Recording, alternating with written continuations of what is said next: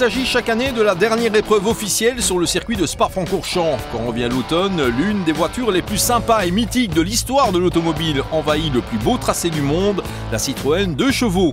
Une fois encore organisée par le 2 chevaux Racing Team, les 24 heures réservées à la valeureuse Dodoche sont avant tout une occasion, pour les inconditionnels du modèle, de s'offrir un rassemblement en bonne et due forme, l'ambiance en plus. Si les paddocks regorgent de celle qui fut produite à plus de 5 millions d'exemplaires, le point d'orgue du week-end pour tous ces collectionneurs reste le tour de piste sous la forme d'une parade, délice multicolore permettant de passer en revue toutes les variantes de la 2 chevaux et de sa grande sœur la Diane, en plus d'autres modèles incontournables de l'histoire du constructeur au chevron, le bonheur à l'état pur.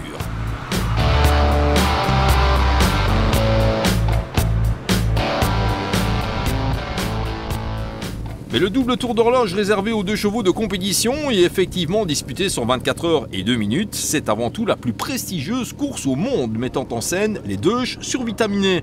Cette année encore, le succès était au rendez-vous avec pas moins de 56 bolides répartis dans les traditionnelles catégories que sont les hybrides avec mécanique de moto 2 cylindres BMW, les protos avec moteur Citroën 2 cylindres, les améliorés moins évolués techniquement, les classiques proches de la série et les expérimentales qui regroupent toutes les voitures à connotation exotique. De quoi nous donner une impressionnante caravane regorgeant de favoris. Et au petit jeu du meilleur chrono sur un tour lors des qualifications, c'est la 44 de Toiture Onin, bolide confiée à Marie et Sophie Onin, Charles Malcoz et Olivier Renaud, auteurs de la pole position, qui prenaient place à l'avant de la grille de départ.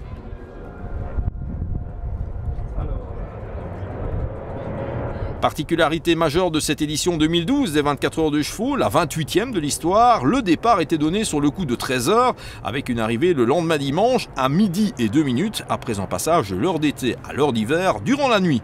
C'est donc une longue après-midi qui attendait les concurrents avant d'affronter la célèbre nuit des 24 heures. Dès le début de course, les candidats à la victoire se précipitaient au sommet de la hiérarchie, à commencer par la 9 Kinetic Simulation Spliffard, partagée par Frédéric Griffenet, Julien Colette, Fabien Kiltica, Nicolas Jussy et un certain Maxime Martin, rentré d'Ardard du Nürburgring. Après 4 victoires aux 24 heures de chevaux, dont l'édition 2011, JMCE Racing 1 entendait bien sûr remettre le couvert avec la famille Licops, Léonard, Julien et Étienne étant toujours accompagnés par Daniel Peffer, un bolide qui reste l'une des références du genre dans les courses de 2 chevaux. D'autant que la famille Licops pouvait également compter sur l'autre bolide, GMCE Racing 2, avec Patrice Lacroix, Éric Clairbois et Michel Lambermont et Robert Matteau pour lui prêter main forte. À surveiller également les voitures du clan Beaufort, avec notamment la 29 maîtrisée par Robert Van Giesegem, poulie d'or des 24 heures de chevaux, Sergi Stas, Yves Marchandis et Raphaël Beaufort. Si les mauvaises langues leur prédisaient une nouvelle médaille d'argent, on sait que cette équipe décrochera un jour la timbale. Du côté du team Pégase, on affichait clairement ses ambitions dès les essais avec la 99 Raidillon Pégase confiée à Mathieu de Robiano, Édouard de Braquelaire et Emmanuel Eguermont. Ce bolide allait néanmoins rencontrer des soucis techniques, de quoi l'empêcher de briller.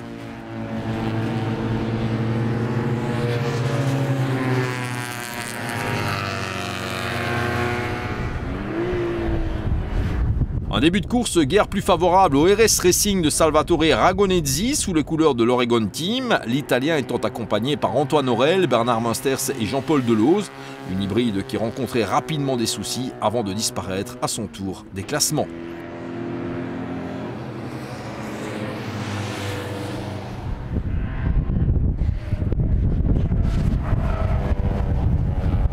Tout allait par contre pour le mieux pour BNLL1, la machine de Bruno Van Marcenil, Stéphane Lacoste, Benoît Carr et Philippe Simon, comme de coutume pas la plus rapide en piste, mais dont la fiabilité, la régularité et l'homogénéité de l'équipage étaient les points forts, de quoi permettre à cette Indiane de d'emblée pointer dans le peloton de tête.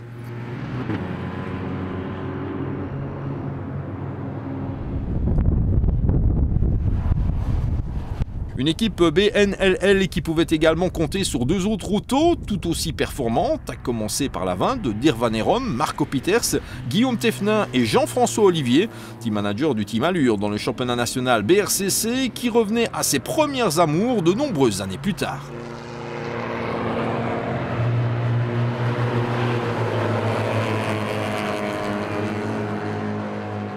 fait, ça fait 12 ans que j'ai pu rouler en 2 chevaux et agréablement surpris parce que ça a vraiment bien évolué. J'ai la chance d'être dans un très bon team où la voiture est très bien préparée, donc c'est vraiment très amusant. Le premier relais, ça s'est passé comment? Belle remontée? Quand j'ai repris la voiture, on était 9e ou 10e, mais là maintenant je pense qu'on est 3 ou 4 à la régulière, donc c'est une voiture très performante et facile à conduire, donc c'est facile de remonter avec cette voiture. La plus rapide aux entraînements, la 44 Toiturona allait progresser de manière irrégulière dans le classement. Superbement décoré, le bolide ne passait pas inaperçu et pour l'occasion, les Danica Patrick de la 2 chevaux Racing Cup se nomment toujours Sophie et Mariona, dont le début de course était tout simplement bon.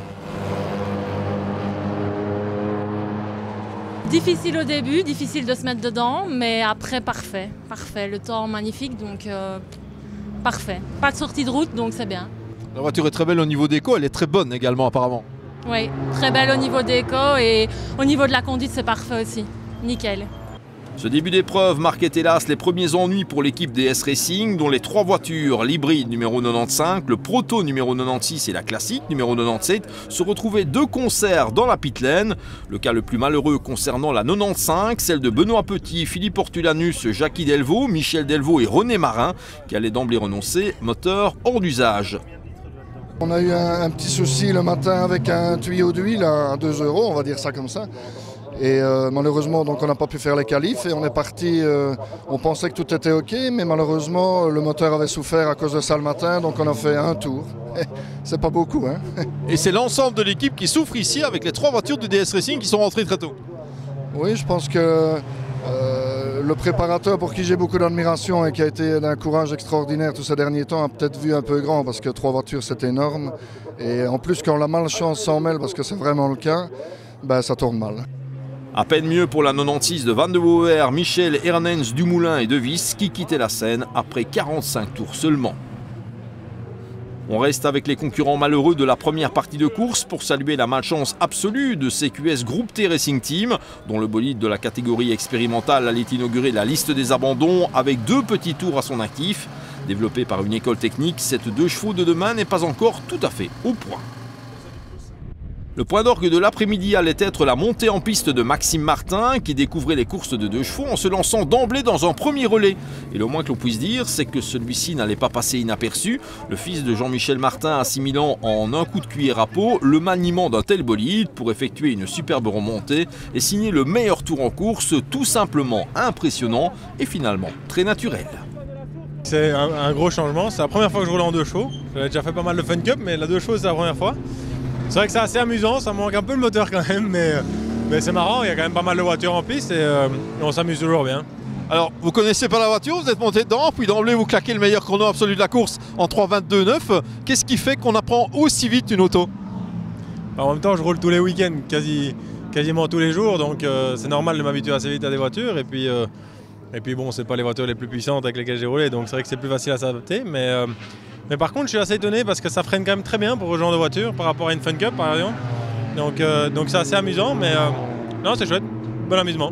Les concurrents de ces 24 heures de chevaux étaient visiblement inspirés par ce nouvel horaire puisque peu de réels soucis étaient à relever durant la première partie de la course.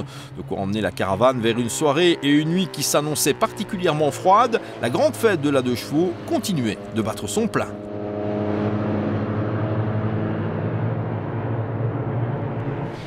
Pendant ce temps, dans le paddock, Reducta a défrayé encore une fois la chronique en organisant une épreuve pour 2 chevaux télécommandés, succès garanti auprès du public et adresse remarquable des pilotes de cette course dans la course. Quant au ballet des bolides durant la nuit de ces 24 heures de chevaux, il était comme de coutume magique, le circuit de Spa-Francorchamps s'imposant comme un cadre grandiose pour ces petites machines qui ne sont certes pas les plus rapides de l'année, mais qui assurent un spectacle différent et ô combien convivial.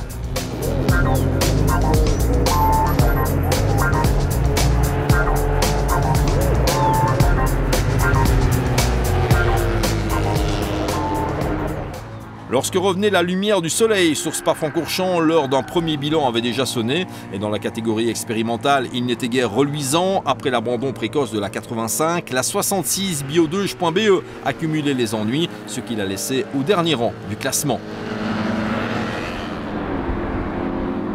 Ce qui signifie qu'une fois encore, la Burton de construction néerlandaise, qui n'a rien de réellement expérimental, avait le dernier mot dans cette catégorie. Tout n'a cependant pas été facile pour Georges Biard, Samuel Ferraille, Christophe Lejeun et Jean-Claude Burton, qui ont rencontré maints problèmes. Ils terminaient néanmoins dans le top 30 et pouvaient se targuer d'une nouvelle victoire de catégorie, à défaut de mieux. Mais on peut saluer une fois de plus l'implication de l'importateur Burton, bien aidé par les étudiants du campus automobile de Francorchamps. Ça s'est passé froidement puisque vous avez vu les températures qu'on a vécues. J'ai même à un moment donné pris du grésil, de la neige, donc c'est fantastique, mais c'est surtout une très belle expérience qui est reproduite depuis 4 ans avec cette équipe Burton. Que j'ai découvert tout à fait par hasard et franchement c'est un beau défi parce que refaire les 24 heures de chevaux, j'ai quand même eu la chance de les gagner une fois, hein, donc une fois 3e. Les refaire dans les conditions normales, dans des voitures pleines de buées avec des vitres en plexi et des raclettes pour nettoyer les fenêtres, non, j'en avais plus envie. Alors une décapotable, je trouve que c'est vraiment original. En plus l'équipe est super géniale, c'est l'importateur qui s'implique un peu, donc c'est quand même pas mal aussi pour la notoriété de l'épreuve. Et puis alors on y a associé des stagiaires du campus Francorchamps qui sont en formation old-timer, c'est-à-dire voitures anciennes. Là on est pile poil dans le sujet, donc tout le monde est content. Elles sont sans doute l'âme des 24 heures de chevaux de Spa-Francorchamps. Toujours plus nombreuses, les classiques assurent le spectacle, même si elles sont forcément moins rapides que les hybrides et les protos. Point de podium par contre cette année pour la 69, la 2 chevaux Mania.be de Huymakers, Maréchal, Beaujean et Collin, qui repassait trop souvent dans les stands, échouant au 4e rang de sa catégorie. Les ennuis de la 69 faisaient les affaires de la 73 882 de Jacquet et Sartin, qui ne connaissaient certes pas un parcours fluide, mais qui décrochaient malgré tout le bronze en classique. Joli résultat pour ce trio français. Il est vrai que la France était une fois encore à l'honneur dans cette catégorie des classiques, avec un doublé des Alsaciens du team FG, d'autant plus sympathique que Laurent Coarneau, Étienne Raffaelli et Tristan Schur disputaient leur première épreuve en 2 chevaux, au volant d'une 67 qui reste aussi un modèle du genre et qui prenait la 2e place de catégorie.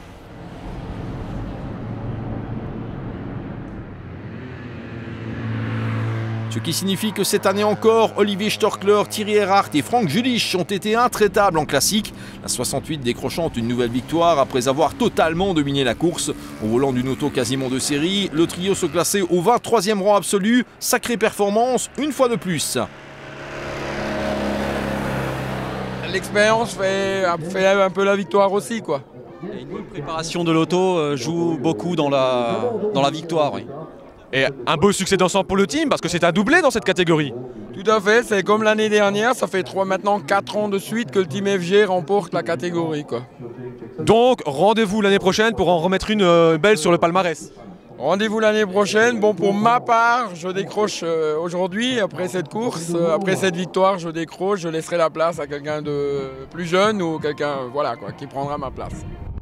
Plusieurs équipages britanniques étaient aussi de la partie cette année, avec des bolides dont le potentiel se situe entre les améliorés et les classiques, étant dès lors très proche de la série. Et en dépit de l'une ou l'autre figure de style, c'est la 92 du Rosie Racing qui s'en sortait le mieux, Mick et Cathy Starry, accompagnés de Steven Panas, enlevant la palme anglaise en pointant au 24e rang final.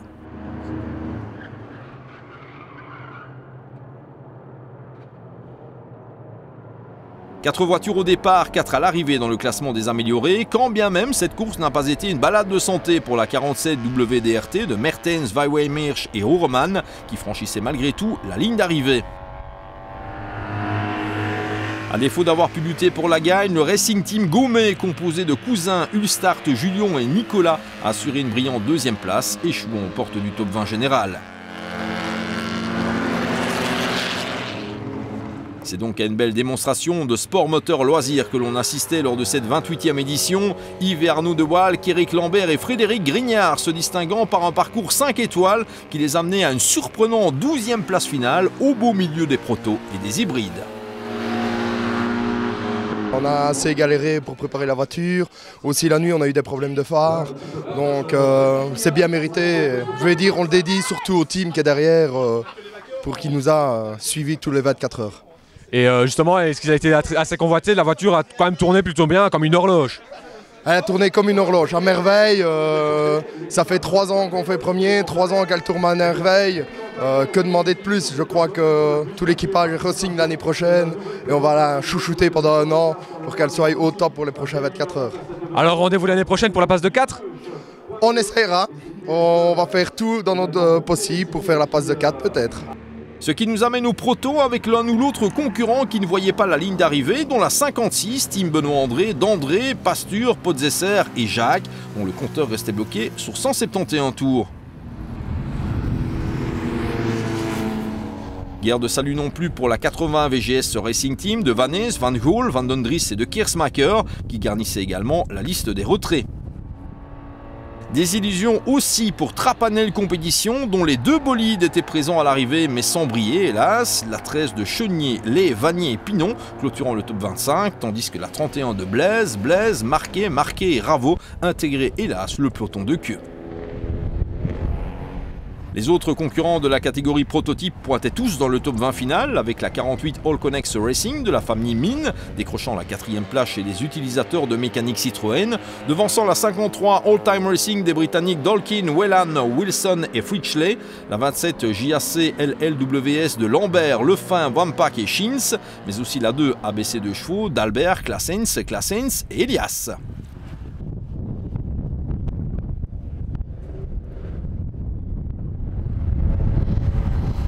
C'est la 126 IPS Racing de Julien et Philippe Lorquet, assisté de Karel Verskur, qui complétait le podium de cette catégorie des prototypes, le tout doublé d'une bien belle 11e place finale.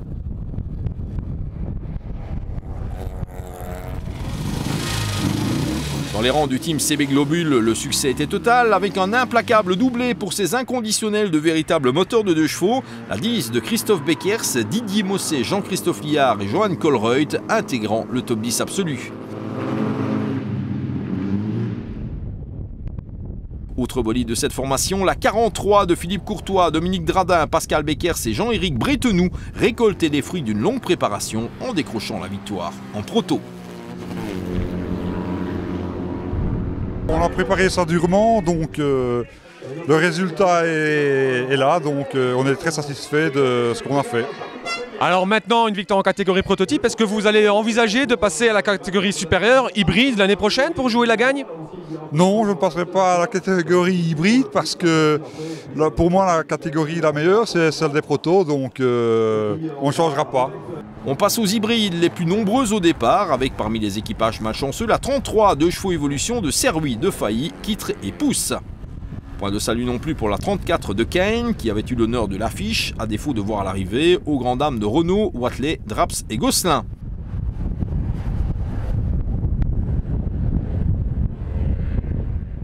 Abandon également pour la 11 Team Manitou de Van der Mosten, Graaf, Moreau et Pullings.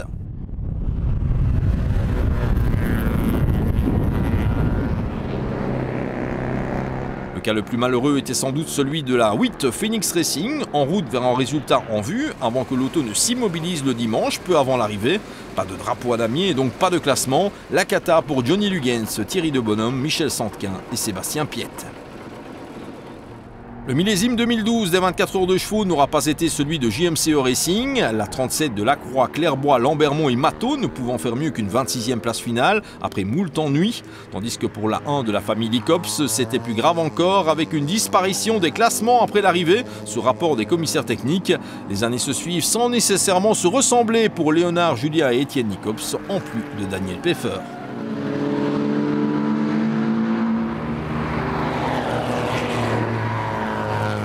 Pas de top 20 finale non plus pour la 60 Isotois Isoplaste de Williams, Wassini, Gougnard, Gérard, Feron, R et Aureman, dont la progression a été entravée, notamment par ce retour à la ficelle, ce qui l'a laissé en dehors du top 10 de la catégorie. Impressionnante aux essais, la 44 Toiture Onin de Onin, Malcose et Renault a moins brillé en course, clôturant le top 20 final. Quant à la 9 Kinetic Simulation Spliffard de Griffney, Colette, Kiltica, Jussier et Martin, elle allait être ralentie par des problèmes de roulement, de quoi la faire glisser au 18e rang général. On était en tête jusqu'à minuit 1h je pense, et puis on a commencé à avoir des problèmes de roulement à l'avant gauche. Le problème s'est reproduit encore une fois vers 7-8 h ce matin, donc 2 fois la même chose, plus une mâchoire de frein qui nous a lâché, donc ça faisait un peu beaucoup. Sympathique retour sur ces 24 heures de chevaux, vous avez apprécié? Oui, tout à fait. Comme je l'avais dit, on le faisait entre potes, on s'est vraiment très bien marré.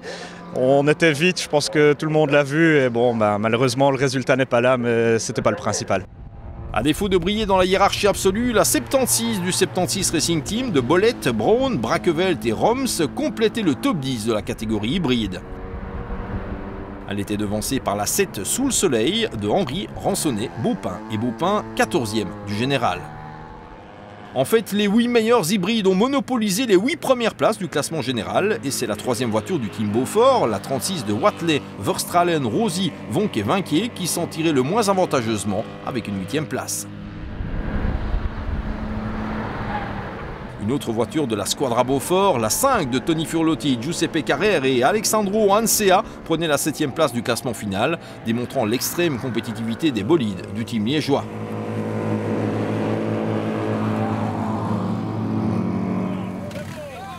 Très bien piloté, la 46 JCL Driving 2 chevaux de José Claus, Lino Pecoraro, Jean-Paul L'Empereur et Gaël Frère s'est fendu d'un impressionnant parcours, ce qui l'a amené au 6e rang final.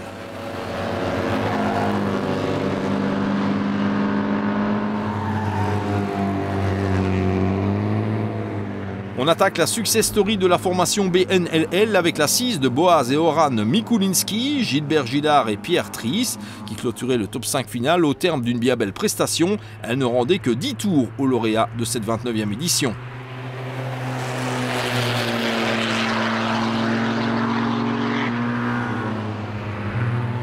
Autre habitué des avant-postes dans les épreuves de la 2 chevaux Racing Cup, la 55 EG Racing Box de Gérard Abrahams, Fabien Maas, Michael Bex et Guy Jaminet a fait honneur à sa réputation, quand bien même son équipage devait certainement regretter d'avoir loupé le podium pour un petit tour de piste.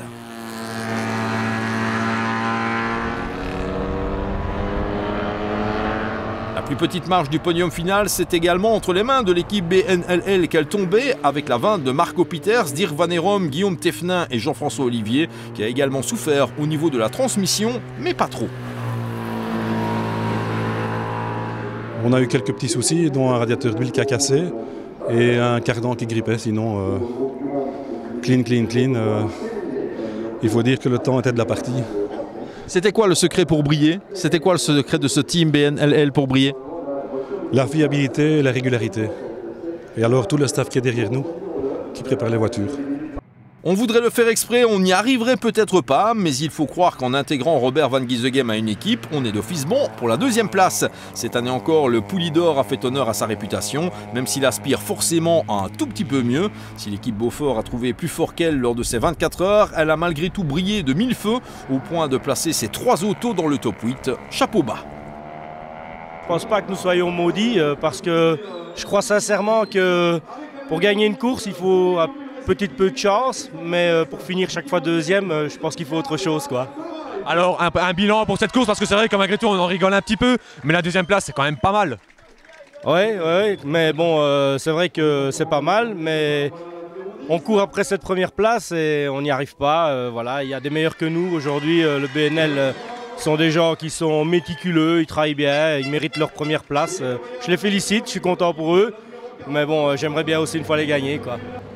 Ils n'étaient pas les plus rapides en piste, mais au petit jeu de la fiabilité et de la régularité, l'équipe BNLL1 n'a eu de leçons à recevoir de personne.